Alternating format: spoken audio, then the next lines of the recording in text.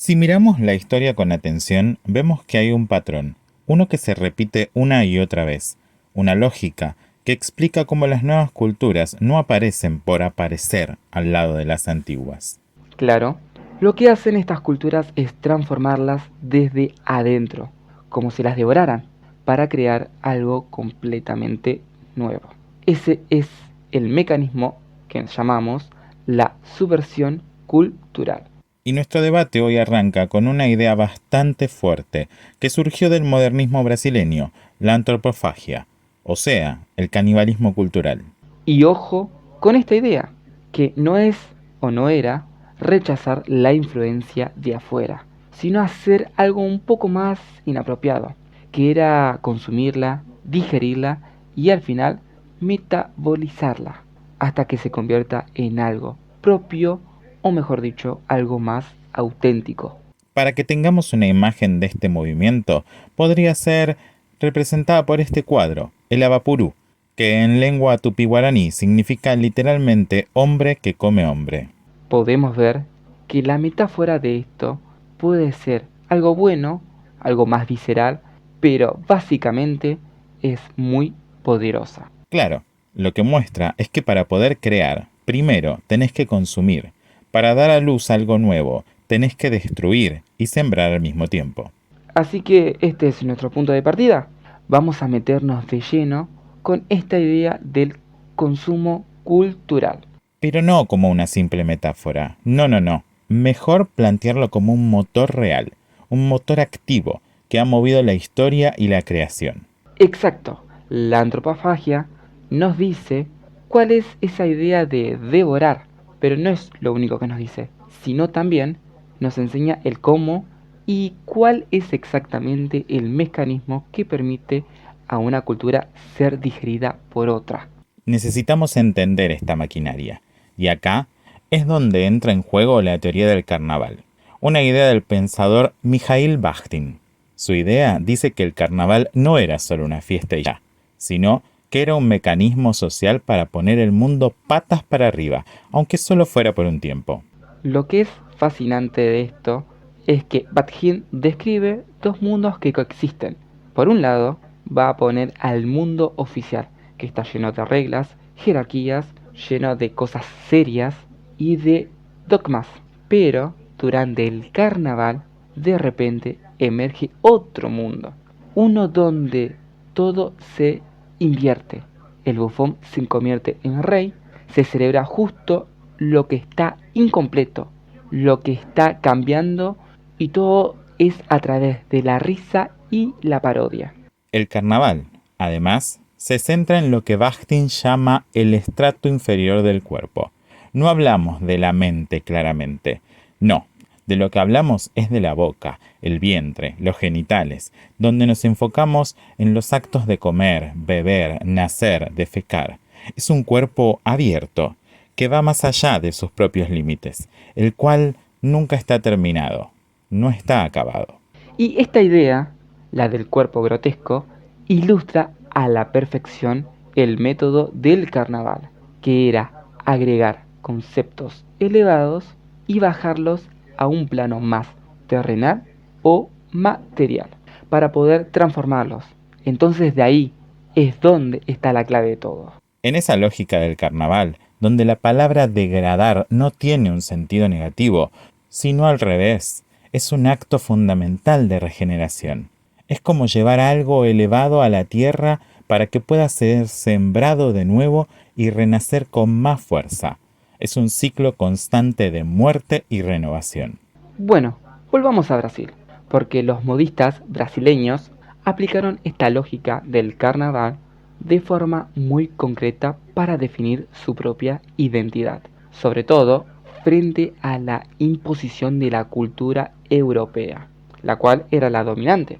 Y no fue un acto de imitación, claramente no lo era. Claro que no. Fue un proceso deliberado, con método en sus pasos. Primero, confrontar la cultura del colonizador. Segundo, un ojo crítico. Tercero, y como parte principal, el devorar de forma selectiva. Y finalmente, metabolizar todo eso para crear una expresión cultural nueva y totalmente propia. ¿Y cuál fue el resultado? El resultado fue un cambio de identidad brutal. El artista deja de ser un simple receptor pasivo o una víctima de la influencia cultural que viene de afuera y se convierte en un agente activo, se convierte en un devorador cultural que se apropia de las cosas y las transforma a su antojo. Claro, y esto nos lleva a hacernos unas preguntas, las cuales son, si este método funcionara en la cultura en general, ¿se podría aplicar a instituciones, por así decirlo, más sagradas? Y si así fuera, ¿se podría, por ejemplo, hackear el museo desde adentro? Bueno, al ver el concepto de aestesis decolonial a través del trabajo del artista Fred Wilson, lo que él hizo fue aplicar una lógica bastante parecida a la del carnaval, pero dentro de los muros de un museo. A ver, la visión que solemos tener de los museos son consideradas como espacios neutrales, el cual nos presenta la historia, el arte, los objetos y lo hacen de una manera supuestamente objetiva, como si fuera la única verdad. Fred Wilson le da una vuelta de rosca a esta idea. Su trabajo nos sugiere que el museo no solo muestra, sino que también oculta. Oculta en la manera en la que se colocan y se presentan objetos. Estos imponen una única narrativa, además de esconder todas las demás. Lo que hace que sus instalaciones sean auténticos actos de lo que podemos llamar desobediencia estética. Por ejemplo, al colocar unos grilletes de esclavos en una vitrina justo al lado de una platerería de lujo, sabemos que no está puesto ahí por casualidad, sino lo que hace es cambiar por completo el significado de todo lo que hay a su alrededor. Lo que hace, pone el mundo del museo patas para arriba y nos obliga a ver la violencia que se esconde detrás del lujo. Es el carnaval irrumpiendo en el mundo oficial del arte. Y acá es donde todas las piezas empiezan a encajar, porque este patrón de subversión, de darle la vuelta a las cosas, no es algo moderno, sino que es una estrategia que es tan antigua como la propia cultura. Claro, pensemos en la basílica. En la Roma pagana, este era un edificio secular, un símbolo de poder del Estado. Era un lugar para tribunales, para el comercio. Pero los primeros cristianos, en lugar de inventarse una arquitectura nueva de cero, hicieron algo muchísimo más inteligente. Fue agarrar la misma estructura y convertirla en el corazón de su nueva fe. La clave de esto es que se apropiaron del mismísimo símbolo de poder que los perseguía y lo transformaron desde adentro.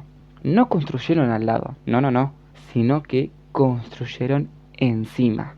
Literalmente, devoraron y digirieron el lenguaje arquitectónico del imperio para contar una historia completamente diferente. Y cuando lo vemos reflejado en una línea de tiempo, el patrón es innegable. Desde los primeros cristianos adaptando la basílica, pasando por la literatura carnavalesca de Rabelais en el Renacimiento, hasta el manifiesto antropófago de 1928 y los artistas decoloniales del siglo XX. Siguiendo esa idea, esto se repitió una y otra vez a lo largo de la historia. Quizás el motor de todo esto sea lo que Bakhtin vio en la risa del carnaval. Claro, era considerado una fuerza liberadora que impide que las ideas se queden atascadas. La risa purifica el pensamiento, lo limpia del dogma y nos recuerda que cualquier orden, por muy establecido que parezca, siempre es temporal y por lo tanto siempre se le puede dar la vuelta.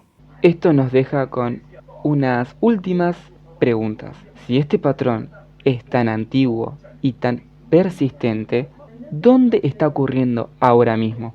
¿Qué jerarquías, qué instituciones o qué culturas dominantes están siendo quizá silenciosamente consumidas y transformadas desde dentro hoy en día?